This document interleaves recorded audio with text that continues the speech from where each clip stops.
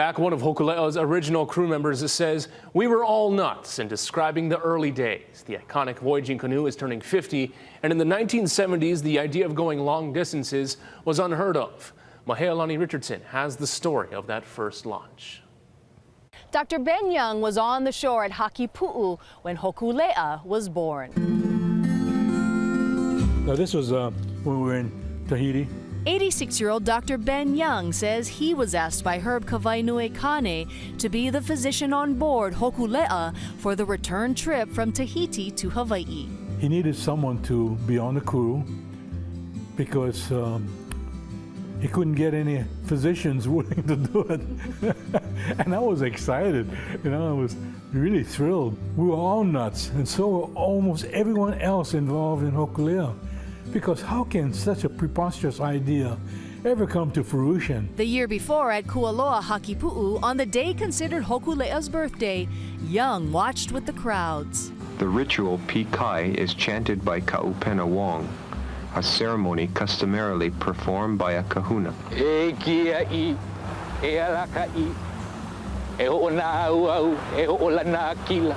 This canoe blessing not seen since the days of Kamehameha. And I remember there was so much excitement. We had worked so hard for so many years prior to that to make sure that we got enough money, supplies, and we had to rely on the crew members to help build the canoe too.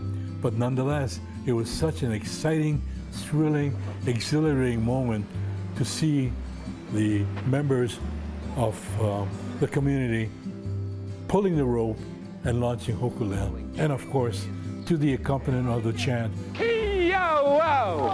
Ki-au-au! Hoki-au-au! Hoki-au-au! Most of us just thought that there was going to be a fantastic experiment, culturally, historically, but not something that would have such a huge impact on Hawaii. Hōkūleʻa touched the Pacific Ocean for the first time and sailed around Kaneohe Bay. During the 1976 return voyage from Tahiti to Hawaii, Young, on the far right, recreated the spirit of '76 painting for a Hawaiian version of self-determination.